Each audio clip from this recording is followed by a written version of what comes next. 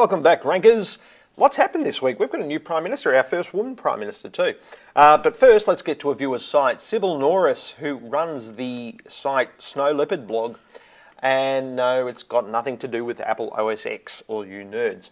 It has to do with actual snow leopards. Look, real ones. They exist as an animal and everything. They're not just a copyright owned by Apple. And look, this is an excellent blog, Sybil.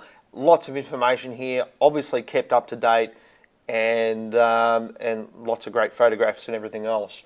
What I do first of all in these situations, great page title by the way, is go and have a look at SEO for Firefox, to switch on my SEO X-ray, just to have a look and see where your heading tags are on the page. And you can see here you've got H3s and H2s, and you've got a sort of a combination of those. And that can be a bit confusing to Google, not knowing, what's more important. These two articles are side by side, but it's a H3 and then it's a H2 and then a H2 above a H3. I would settle on H2s probably for those headings. And one of the things with a WordPress blog is that it's designed so that the front page changes all the time. Your latest blog post can go up there. You can change that and either have a static piece of content up there or have one piece of content that you want to display all the time. I would recommend putting some sort of static content on the front page of your WordPress blog that has your keywords in it, that Google can come and find whenever it's there, rather than if it only comes in, say, once a day or once a week even. It's going to get something different each time it hits that front page.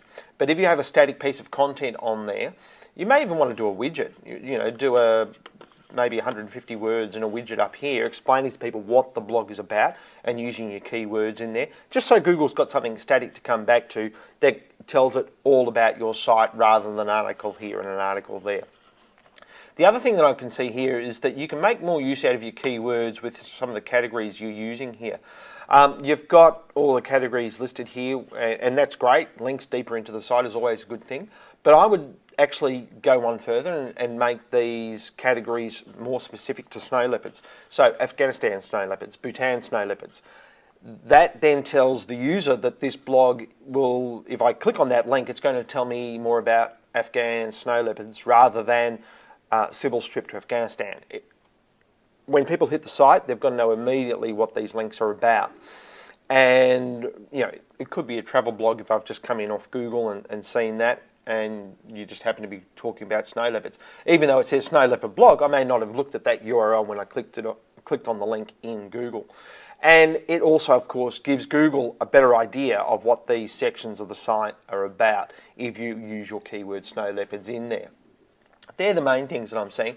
Had a quick look at the index, and a similar thing here. In a lot of the page titles throughout the site, we've got about me. Why don't I call that about me and my snow leopard campaign? We've got videos. What about videos about snow leopards? We've got for kids, snow leopard projects for kids, ecotourism snow leopards. There's a lot of ways that you can work your key phrases into the page titles that you currently have. And once again, you see here China, it's just sort of all out there alone by itself, which is kind of reflective of life, really. But there are a few things you can fix and just get your keywords into those page titles. Okay, now we have a quick look at the federal election coming up, because it's meant to be announced this Friday, meant to be going to the polls probably in about 6 weeks' time.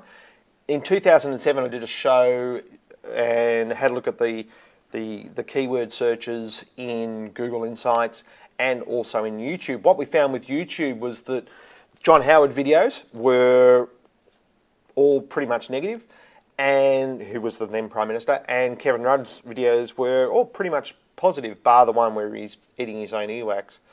Sorry if you're eating. But so was he, and it's on YouTube, so you can go and have a look if you're that way inclined. However, this time round, and that was to be expected, of course, not eating his own earwax, but the fact that his videos were all positive. He hadn't been in power, John Howard had, so more time for people to put videos up about John Howard. And very similar here, the videos for Julia Gillard, they're either funny videos, doing, outtakes from comedy shows, that sort of thing, or their interviews or their speeches. we've actually, I hadn't seen this before, but we're seeing more politically, well, the usernames look more political than what they did in 2007, that's for sure, with Practical Politics, Australian Labor. That people are actually focused on this now. Of course, she has been Prime Minister for less than a week, I think, so that's to be expected, that there's nothing up there about her yet in relating to her current role. When we go Tony Abbott, of course, he's been opposition leader a lot longer, and most of the videos about Tony Abbott are actually negative, satirical ones, attack ones, those sorts of things.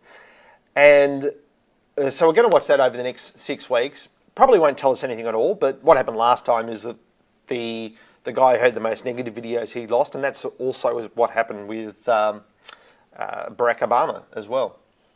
And of course, that can just be a reflection of people using YouTube to express what is, or reflect what's out there in the electorate.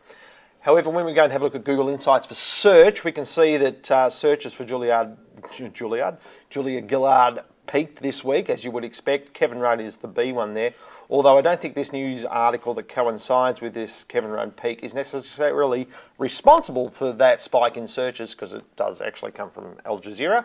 It's just the only article that Google could find in their news search that matched that particular search spike. And of course, no one here cares about Tony Abbott because he really wasn't the story last week.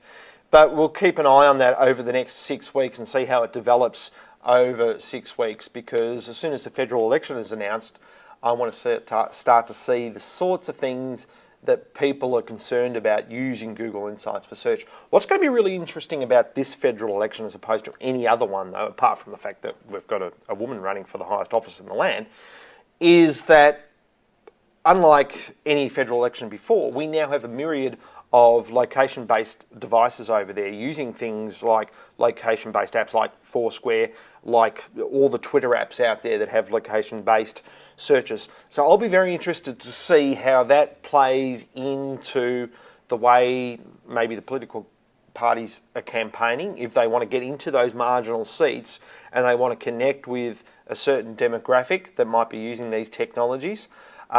I want to know if anybody's going to try. I certainly expect the open internet, no clean feed crowd to start trying some of these things, mainly because I'm going to urge the hell out of them to do it.